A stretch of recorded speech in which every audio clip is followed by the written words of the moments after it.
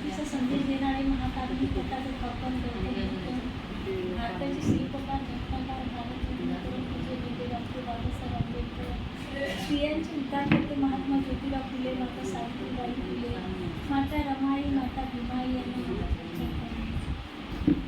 आज माघ पौर्णिमा. माघ पौर्णिमेचं महत्त्व आपल्यामध्ये पौर्णिमेला खूप महत्त्व आहे. बौद्ध धर्मात पौर्णिमेला खूप महत्त्व आहे. आणि आजचं महत्त्व असं आहे की आजपासून, म्हणजे मी असं वाचले, एकदाच वाचले, असं काही सारखं वाचलेलं नाही, 1-2 वेळा त्याचा हे करेल तर माझ्याबरोबर डोक्यात येईल. ह्या पौर्णिमेपासून चंद्राची आणि सूर्याची प्रतिमा कमी होते, म्हणजे ते जवळपास येतात. असं जास्त जवळ नाही, म्हणजे आपल्याला स्पष्ट असं वाटतं की खाली जवळ. तुम्हाला माहिती आहे, हा लाईटी जाऊ द्या, गावाला तर नसतात आणि चांदणं पडतं पौर्णिमेचं तेव्हा किती छान वाटतं. पण लक्क प्रकाश कधी येतो? होळीच्या दिवशी. अक्षरशः म्हणजे मला तर आठवत आहे का होळीला आम्ही खाली जायचो. आपल्यामध्ये नाही हे आता आपल्याला समजलं. त्यावेळेला कुठे माहिती होतं? माझं लग्न झालं, गावीच होते मी. मग होळीच्या दिवशी अक्षरशः मला जमिनीवर सगळं असं प्रकाश लख्ख दिसायचा. मग आता मी जे वाचलंय त्याच्यापासून, म्हणजे या मार्गशीर्ष पासून पृथ्वी आणि यांचं जवळजवळ येणं होतं, लख्ख प्रकाश पडतो आणि हे माघ पौर्णिमेपासून होतं असं मला तरी वाटतंय. म्हणजे मी आत्ताच वाचलंय, मी आता बोध घेईन मी त्या गोष्टीचा, तेव्हा मला ते माहिती पडेल. प्लस आज ह्याच पौर्णिमेला संघमित्रा, आपल्या अशोक राजाची मुलगी संघमित्रा, तिला ह्याच दिवशी त्यांनी धम्मदीक्षा घ्यायला लावली आणि धम्मदीक्षा घेऊन ह्याच दिवशी ती पांदी तोडून श्रीलंकेला नेली होती आणि तिकडे लावली. श्रीलंकेला त्या फांदीची पूजा करतातच, पण महातेरुनी म्हणून हिची संघमित्राची पण पूजा करतात. तसेच ह्या देवदत्ताने काय केलं? नालागिरी हत्तीला दारू पाजून ह्याच दिवशी भगवान बुद्धांवर सोडलं होतं. अशी मार्गशीर्ष पौर्णिमेची माहिती आहे. खूप काही मार्गशीर्ष पौर्णिमेला झालेलं आहे, खूप म्हणजे बहुतेक झालेलं आहे. आता मी तुम्हाला थोडक्यात स्टोरी यांची सांगते.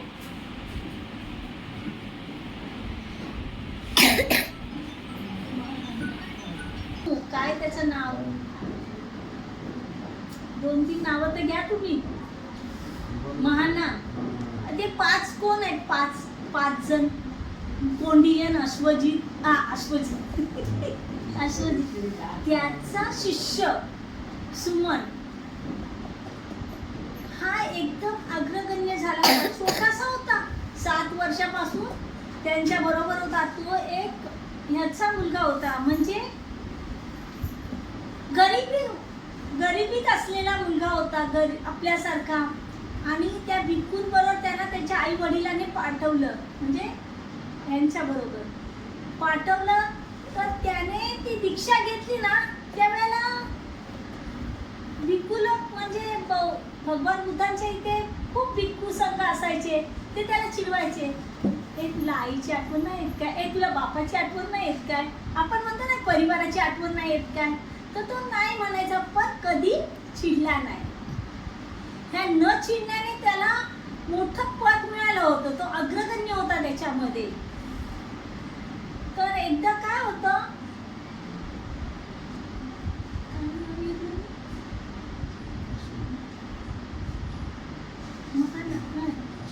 अश्वजित, एकदा ते त्याला म्हणतात की मला आहे ना एका तलावातून पाणी आण, मला ते पाणी पाय शेकवायला पाहिजे आहे म्हणून. नाही सॉरी, ते भगवान बुद्ध म्हणतात. त्याला ते पाणी हवं होतं, पण तिथे जाणं खूप कठीण होतं, म्हणजे खूप संकट येत होती त्या तिकडे जायला. तर ते बोलतात, तर तो काय म्हणतो, ठीक आहे मी जातो म्हणते. आणि तो मुलगा गेला. पण कसा गेला? आकाशमार्गी, कारण त्याला ते प्रसन्न झालं होतं. तो हा झाला होता, अरंत झाला होता छोट्यापणातच. तो आकाशमार्गी जातो आणि त्यांना पाणी आणायला जातो. त्यावेळेला नागाचा राजा ह्या नागिनींबरोबर आहे ना, सगळ्या नागिनी आंघोळी करायला त्या तलावात उतरलेल्या असतात आणि हा नागराजा पण तिथे असतो. हे सगळे असे एकामेकाला डोळत असतात, तो सगळ्यांची मजा लुटत असतो. त्याला जेव्हा समजतं की हा येतोय, त्याने काय केलं, फणा काढून आहे ना पूर्ण ते तलाव झाकून टाकला. दिसेन असं केलं, म्हणजे पाणीच नाही दिसत आहे असं झाकून टाकला. आणि तो आला आणि म्हणतो अरे असं कसं. त्याने म्हणजे देवाची प्रार्थना केली, तेव्हा त्याला थोडंसं दिसलं पाणी. आता म्हणतो ह्याला साईडला करणं काय खायचं काम नाहीये. एवढ्या मोठ्या नागराजाला साईडचं करणं खायचं काम नाही. त्यांनी काय स्वतःच शक्ती मागितली की अशी शक्ती की एखादा दगड आपण असा वरती टाकला कोणा तर कोणी जरा तरी दाबेल ना. तसं त्यांनी असं वजनदार शक्ती मागितली आणि स्वतः उडी मारली. उडी मारल्याबरोबर पण उडी मारताना त्याने आपलं जे त्याला काय म्हणतात ते पण शक्तीने उडी मारली, पण त्याचं अस्तित्व त्याने बाहेर ठेवलं होतं कटोरी घेऊन, समजलं. आणि त्याने उडी मारली, त्याबरोबर पाणी उडालं आणि ते पाणी घेऊन तो आला. तो म्हटलं असं आहे काय, ठीक आहे काय हरकत नाही, मी बघेन तुला नंतर. पण त्याचं काही करू शकला नाही. तर ते पाणी घेऊन येतो, त्या भंतेना ते भंतेच्या पोटात दुखत असतं. हा बरोबर. तेव्हा ते पाणी ते पाशात जातात, ते बरे होतात. नंतर पण हे दोघे असेच भगवान बुद्धांकडे जातात आणि भगवान बुद्ध त्यावेळेला ओळखतात. त्यावेळेला ही सगळे छोटे छोटे जे भिक्खू होते ना, छोटे ना मोठेच, पण ते त्याला चिडवायचे, तुला आईची आठवण नाही येत काय रे, बापाची आठवण नाही येत काय रे, तुला असं वाटत नाही खेळावं वगैरे. तो म्हणतो नाही, पण ते कधीच त्यांच्यावर चिडला नाही, रागवला नाही. त्याला गाळाला हात लावायचे, डोक्याला हात लावायचे, कधीच तो रागवला नाही.